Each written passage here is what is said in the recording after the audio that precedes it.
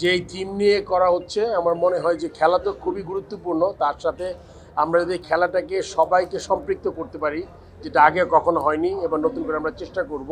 এখন যে কোনো ভালো উদ্যোগকে স্বাগত জানাতে হবে প্রথম, বাট এটা কতটুকু সাকসেসফুল হবে এটা কিন্তু শেষ হলেই বুঝে যাবে। বাট আমি অত্যন্ত আশাবাদী যে যেই আমরা উদ্যোগটা নিয়েছি with the help of chief adviser, তার সাথে যুব ক্রীড়া মন্ত্রণালয় এবং এলজিআইডির উপদেষ্টা আসিফ মাহমুদ আসিফ ভাইয়ের সাথে, সজীব ভাইয়ের সাথে, তো আমার মনে হয় যে এই উদ্যোগটা আমার মনে হয় খুব ভালোভাবে কাজ করবে এবং আপনারা খুব ভালোভাবে দেখেছেন অত সুন্দর পরিচ্ছন্ন একটা প্রোগ্রাম করতে পেরেছি আজকে আমরা।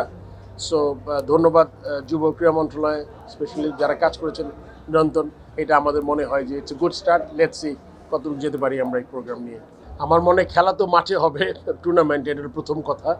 সেকেন্ড হচ্ছে এটা গিয়ে এই বিপিএল আমাদের যে উৎসবটা আমরা করি মাঠে, এটা যদি আমরা ছড়িয়ে দিতে পারি পুরো দেশব্যাপী, এটা একটা কিন্তু কনসেপ্ট আসলে আমরা যেটা আপনি বুঝতে পেরেছেন, আমরা তারুণ্যের যেটা আমরা সম্পৃক্ত করতে চাচ্ছি। সো সেই দিক থেকে বিবেচনা করলে নতুন তো কিছু দেখতে পাচ্ছেন, বেশ কিছু আমরা পদক্ষেপ নিয়েছি যেটা আগে কখনো হয়নি।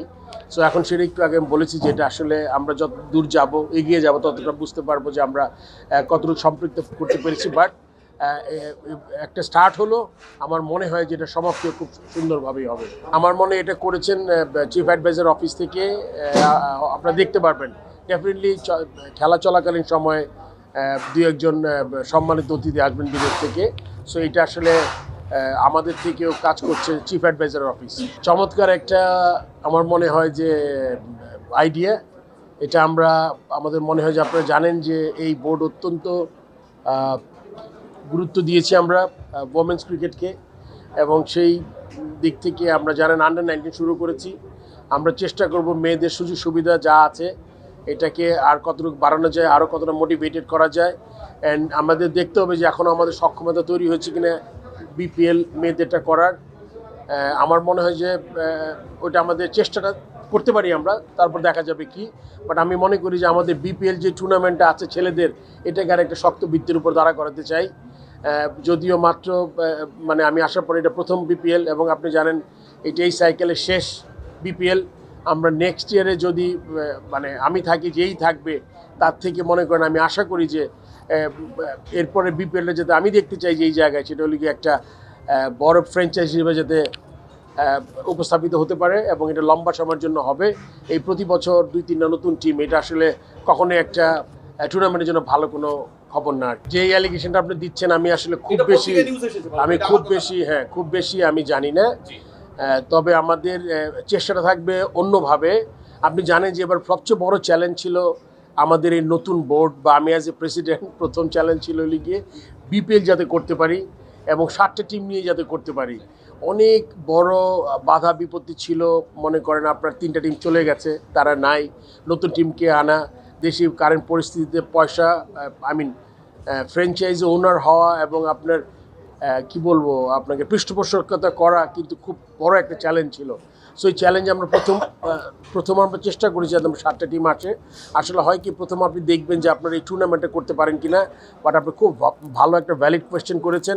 এখন আমাদের সময় এসছে যে আমাদের এইগুলোকে আরেকটু স্ক্রিনিং করে এগুলোকে এই যে ব্যাপারগুলোকে অ্যাড্রেস করা, এবং এক্ষেত্রে আমাদের কিছু পদক্ষেপ আপনারা দেখবেন যখন টুর্নামেন্টটা শুরু হবে। অপরাধীদেরকে আপনারা কি করবেন আমরা এক্সপেক্ট করতে পারি? এইটা আমরা যদি ওরকম করে আপনি যেটা বলেছেন, আমি আসলে এই ব্যাপারে খুব একটা ওয়াকিবহাল না।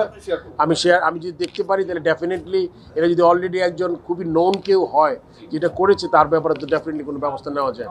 লাস্ট যারা ফ্র্যাঞ্চাইজি ফি বাকি ছিল তাদের আমরা উকিল নোটিশ করেছি আর কি। আমরা মানে আরবিট্রেশন, উকিল নোটিশ ঠিক না, বা কথাটা ঠিক করে নিচ্ছি আমি।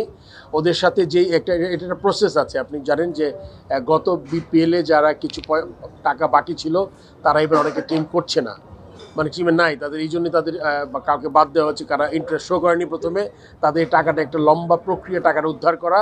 আমরা চেষ্টা করছি আমাদের যেই নিয়মের মধ্যে থেকে কীভাবে টাকাটা উদ্ধার করা যায়। ওইটার ব্যাপারে আমি প্রথমে আরেকটা ইয়েতে বলেছি যে ওদের সাথে একটা নেগোসিয়েশন করে আমরা একটা রেট করেছি। এখনও প্রথম চেকটা পাইনি, বাট আমি আশা করছি, কারণ আপনি জানেন 4-5টা টিম তখন ছিল, তাদের কাছে এই সেম অ্যামাউন্টের টাকা বাকি ছিল।